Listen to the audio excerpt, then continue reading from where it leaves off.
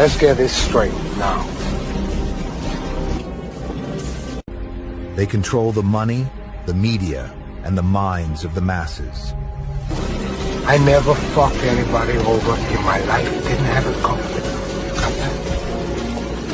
Send a maniac to catch me. All I have in this world is my balls and my word. And I don't break them for no one.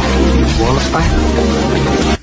It's a proven fact that these false documents existed and were being circulated amongst right-wing newspapers in Baghdad and around the world in the immediate aftermath. But wait! There's more! Like I said,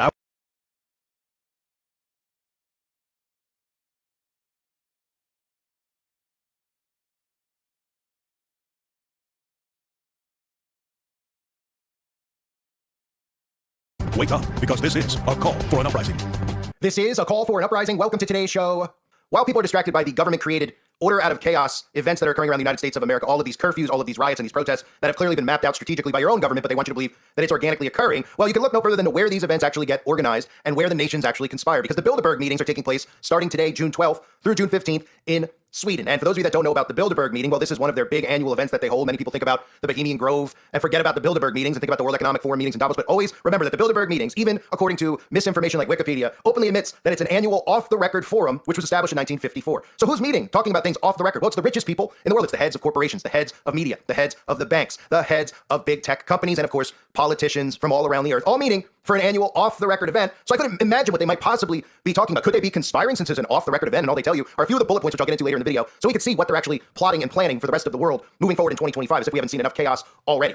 And let me read a quick little tidbit from an article out there about the actual annual Bilderberg meeting. So it's kicking off in Sweden on Thursday, providing a private forum for discussion at a time when President Trump has upended security and economic ties between the U.S. and Europe. The high-level networking event, which was formed in 1954 to foster dialogue between the U.S. and Europe. They claim it does not invite media, and delegates rarely speak about what has been discussed, triggering numerous conspiracy theories about their aims. And of course, they say it does not invite media, but then when you look at the people who are attending, you have the heads of the New York Times, you have the heads of The Economist, all these publications out there that obviously produce deliberate misinformation and then silence the rest of us from questioning what they're actually meeting about. So NATO General Secretary Mark Rutte, Microsoft CEO Satya Nadella, and Christopher Donahue, commander of the U.S. Army Europe and Africa, are among those on this year's delegate list. And I'll get into more of the members in a minute. But Swedish Prime Minister Ulf Kristersson will give a speech on Sweden's and the EU's competitiveness and Sweden's support for Ukraine. I'm sure they're all flying there together. All these people from the heads of all these corporations are flying there because they want to hear the Swedish Prime Minister give a speech about Sweden's support of Ukraine, right? The transatlantic relations top the agenda with Ukraine, critical raw materials, and AI also on the list. The organizers, who also published names of the participants, said, other than that, information is scarce. The organizers say the secrecy is to allow participants to be able to speak freely in an environment of trust. Well, what would they be nervous about? What do they need secrecy for to speak freely? You mean because you don't want the rest of the world to hear the things that all these big banks, big members of media, big tech are talking about in a room where they're all meeting together, right? Yeah, I'm sure the organizers say the secrecy will give them all the ability to speak freely because they're real nervous to speak openly in front of everybody else. I wonder why. What are they hiding from the rest of the world? It goes on to say, there's no desired outcome, there's no closing statement, there's no resolutions proposed or votes taken, and the meeting does not support any political party or viewpoint. That's because there's no real political party. These people have obviously created the illusion of Republicans and Democrats and parties that are opposing one another, but these people all obviously mingle in the same parties because it's really one big party, and the whole purpose of these parties that they create are to keep the people divided amongst one another. How much impact groups like Bilderberg actually have is hard to judge, according to Christina Gartson, professor at the Swedish Collegium for Advanced Study, who studies transnational think tanks. The aim is to shape the broad political and corporate agenda, but if they are seen as having too much influence, they could be accused of being anti-democratic. They go on to say, it's there that conspiracy theories can flower, but she dismissed the belief held by some groups like Bilderberg make up a shadowy world government. I think it's very much exaggerated, right? Spoken like a true sheeple, or actually somebody who is in the inner circle, who is trying to hide and protect the things that all of these people of high positions of power are meeting and conspiring about. And that's really the definition of conspire. That's the definition. Make secret plans jointly to commit an unlawful or harmful act. Well, they're making plans secretly and jointly, right? Events or circumstances seem to be working together to bring about a particular result, typically to someone's detriment. And as David Rockefeller even said at the Bilderberg meetings from a leaked recording from many years ago, he talked about how the media helped bring forward and will help bring forward this world government. At a 1991 closed-door meeting of fellow internationalists, billionaire and former CFR chairman David Rockefeller praised his media allies, but his confidence that his words would not leave the room was later broken. We are grateful to the Washington Post, the New York Times, Time Magazine, and other publications whose directors have attended our meetings and restricted their promises of discretion for almost 40 years. It would have been impossible for us to develop our plan for the world if we had been subject to the fragmented publicity. The world is now more sophisticated and prepared to march toward a world government. That these men aim to create a world system of financial control in private hands, able to dominate the political system of each country and the economy of the world as a whole.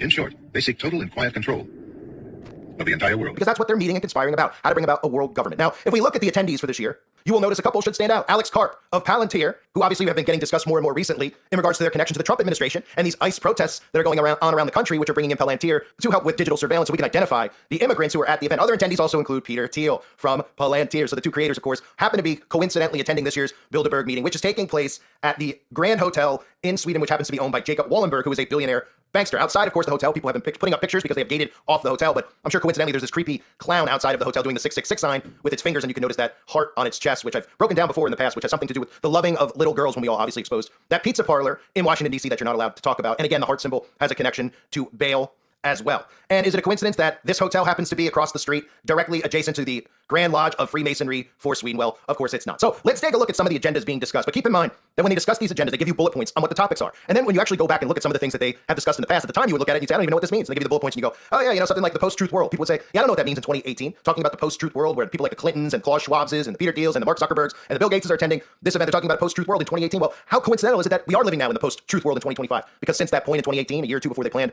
their supposed pandemic, what has occurred? Well, free speech has been removed, and we live in a world where there is no truth anymore because all real truth gets silenced, just like all the doctors who came out and talked about the poison that people were injecting, talked about graphene oxide, who all were removed, not only from public platforms like YouTube or Twitter or Facebook, but actually lost their practices, lost their jobs as doctors, or just the rest of us who were trying to warn regular people out there that this was a sinister plan that a bunch of people who meet in secret were attempting to pull off on the world. Yet, again, they still look at us all as conspiracy theorists. So in 2018, they were talking about the post-truth world. So let's see what they're talking about this year, from June 12th to June 15th. So we have transatlantic relationship, we have Ukraine, and then, interestingly enough, we have the U.S. economy. What are all these people from all these other countries coming there to talk about the U.S. economy for? You mean the U.S. economy that they plan to tank and bring to its knees to kill off the middle class? We've seen, obviously, this insane fluctuation in the stock market, but even when we don't see a fluctuation in the stock market because the majority of us are invested in the stock market, we see inflation hitting unbelievable record highs. We see people who are just slowly looking at their weekly paychecks and realizing that they have nothing left over because every single thing that they're buying at the grocery store is costing them an arm and a leg. And then when they try to buy from a local farmer or somewhere else, the prices there are jacked as well because it's costing the farmer an arm and a leg to be able to farm. Everything is skyrocketing. That's how, of course, you bring the U.S. economy to its knees. You just start jacking the price of everything little by little, whether it's 50 cents to $1. And then, of course, we see even the products that are being purchased at grocery stores putting less and less food inside of the packaging. So you're paying more for the product and you're getting less to actually consume. So the U.S. economy happens to be a talking point for all of these people who, again, remember, they're meeting together because they want to be able to speak freely in an environment of trust. So they're talking about our livelihood in America, the U.S. economy.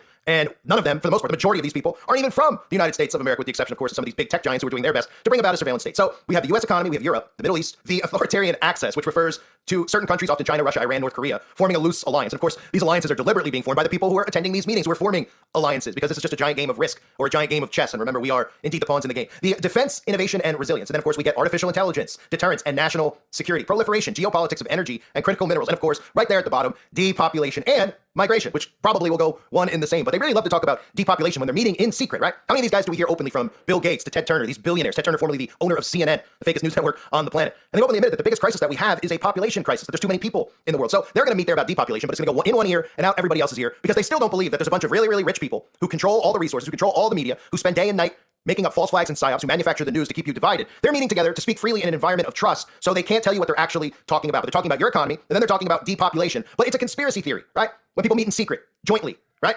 We're supposed to believe they're doing it for our benefit, right? Alex Karp is there for our benefit. Peter Thiel is there for our benefit, because they care so much about all of us. So they go and they get together and then they talk about, well, how can we make the U.S. economy better? When in fact, what you end up seeing after all these events is more and more chaos ensuing, more and more regulations being put in place, more and more laws, more and more restrictions, and of course, more and more removal of free speech, just like they said in 2018, living in the post-truth world. And that's what we're living in now. So we can look back every year after the Bilderberg meetings, and we can see how things have changed. Now, we all know about the Deagle reports and depopulation, and how what the population number is supposed to be after the year 2025. And as I covered even recently, the discussion about bioweapons, the discussion about how it's not over yet. We hear whispers of more and more outbreaks. So for people out there who continually hear people like us talk, and they say we're conspiracy theorists, well, think to yourself, because the hardest part for most of these people to connect is, who are these people? Where do they meet? How do they conspire? Then you start seeing lists like what you see with the Bilderberg event, and you see all of these politicians, and then you see sprinkled in Peter Thiel, right? AI surveillance, but then you see the heads of all media in there, the New York Times, the Economist, other people like that, all sprinkled in, all meeting together. And the topics they're discussing, well, they'll give you bullet points, but they can't release anything that's said in that room. It's all private information, and that's really the definition of what conspiring is. People meeting together, conspiring to bring about what we would call unlawful or harmful acts on the rest of us. And that's how these events occur. That's how these ICE protests and riots occur. All these things that they're doing come from these think tanks that they have, but they're not really think tanks. They're large secret meetings that are held where nations conspire with one another against the civilians of the earth. So while we see all this noise going on around us, while we see all of the curfews being put in place, the National Guard potentially on the cusp here of martial law being implemented in certain states, and they show us these maps of where all these events are going to be occurring over the next couple of days. Remember that these are the places, the Bilderberg meetings, the Davos meetings, the Bohemian Grove. There are so many of these secret meetings, these summits that they have, where they claim that they're just getting together to make business deals with one another, but they can't tell you what they're actually talking about because they're business deals, right? They can't put a camera in the room and let you hear what they're saying, because if you did, you would call for these people's heads on a stick. And that, ladies and gentlemen, is what really occurs in this world. So we can look around us right now. We can look at this event, how coincidental it is, of course, that they're meeting right across the street from the Grand Lodge of Freemasonry in Sweden. And Lord only knows what's really occurring behind closed doors when the lights are off later in the day, because we know that these meetings carry into the night. They'll probably be in that Masonic lodge with the fake windows where nobody can look inside to see what's actually being done. And we can only pray for any of the young ones in the area over there, because, of course, we know that there'll be a lot of sinister deeds taking place. I thank everybody for being here. I hope you're all doing well. God bless you and your families, as always.